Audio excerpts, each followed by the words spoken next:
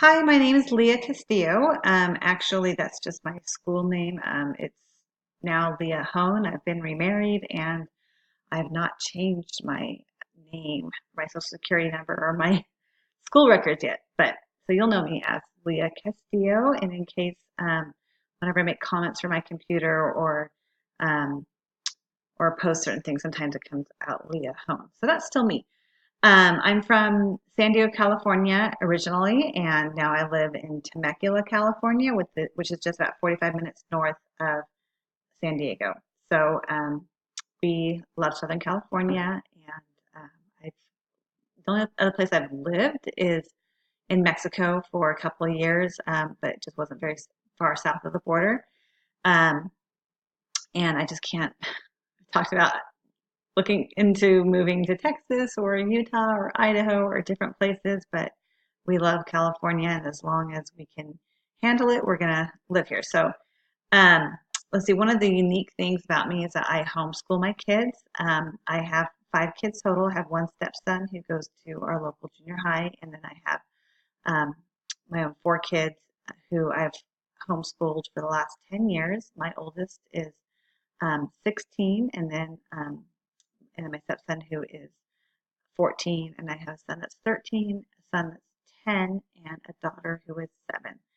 Um, we love to homeschool. It's a lifestyle. It's just a choice that we made a long time ago for various reasons, but it's a lot of fun. And through that, I also teach Lego classes, and the unique thing about my Lego classes is that they are history based. So I teach history lessons using the Legos and different Lego challenges and stuff like that. So it's a lot of fun. The kids love it. You can use Legos to teach kids anything, I've decided. So some of the things I'd like to take away from this class is that I would like to be able to use children's literature in teaching because I do teach a couple of co-op classes and through my teaching to my own children for homeschooling. And I plan on going on getting my master's in education and teaching credential, which is necessary here in California.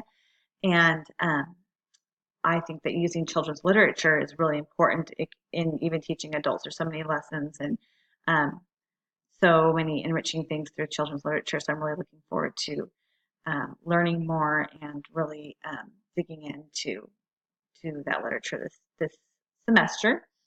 Um, let's see, my favorite books. It was really hard to come up with 10, and I think I have a good mix that kind of represents some of my favorites. So one of the first ones is My Father's Dragon. There's actually three books in this series, but I loved this book when I was a kid. It just um, was exciting to me, and it just kind of made adventure come alive and really sparked my imagination. So I love those books. And same with the whole Narnia series. This is The Magician's Nephew. I'm really excited. We're going to be reading The Lion, the Witch, and the Wardrobe. I love the whole series. It's been a while since I've read all of them. I might take that on. I don't know. I guess we can only read one in the series. And we're reading Lion, the Witch, and the Wardrobe. But I think I might do that this summer if I find any extra time. Um, Miss Rumphius, I love this. I love this story about her and her life and how she left this legacy of flowers to help beautify the world. This is a great one. This is not a very probably well-known book. It's called The Lonely Doll. It's this story about this doll and a bear that is is told through different pictures. This kind of adventure that she goes on, and when I was young, I'm not even really sure what grade I was in, maybe third or fourth grade. I remember checking this out at our local library back to back, many weeks in a row.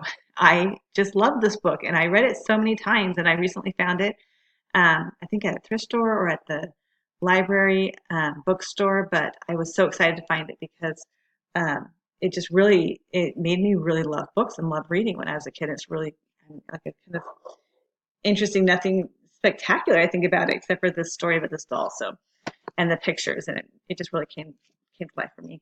Um, Another one is Madeline. I love all the Madeline books. Um, I I really developed a love, I think, of France and wanting to go there, and I studied the language and like that. And it started with these books. They're just fun stories, and she's a strong-willed, kind of spunky girl character. I really like her. Um, these are hilarious. Don't let the pigeon drive the bus. I'm trying to figure out this. Don't let the pigeon drive the bus. There's a few of these. Don't let the pigeon um, do things books, and this is just a really fun, entertaining one. I love books that are quirky and silly. One I just thought of that I didn't put in here was uh, the Skippy John Jones series of books. They're hilarious. If you're ever looking for really fun ones to read, those are so fun. That just somehow reminded me of that. I should look for one of those. We have a couple of them around here. The Very Hungry Caterpillar. This is a classic. I love the story and its simplicity, and of course, love all of the illustrations. And I love at the end we see, of course, how he goes through. The caterpillar goes through all of the different food. This is the junk food that he goes through, and in the end, becomes this beautiful. I can put it up here. Beautiful caterpillar. I just love that book. I've always loved reading those to my kids. And this one's The Bear Feels Sick. The one I was actually looking for is The Bear Snores On. I'm not really sure. I couldn't find that copy anywhere, but there's a couple of these bear ones, and this one is about like how um, the the bear's friends, his woodland friends, um, help him feel better. They do all these things to help him while he's sick, and they try to help him make him feel better. Anyways, these ones, the bear ones, are so fun. I've always loved those. And the last one is Peter Pan. This particular copy is illustrated by Scott Gustafson, and he has beautiful illustrations. So obviously, I think I really love illustrations in books, but um, I think that probably this was one book that I always remember my mom reading to me when I was younger, was Peter Pan. And so that story I've always really loved. So those are just some, and I think that was 9 because the 10th one I couldn't find any of my copies of Harry Potter. My whole family loves Harry Potter, and I think that that's an absolute classic that everybody loves.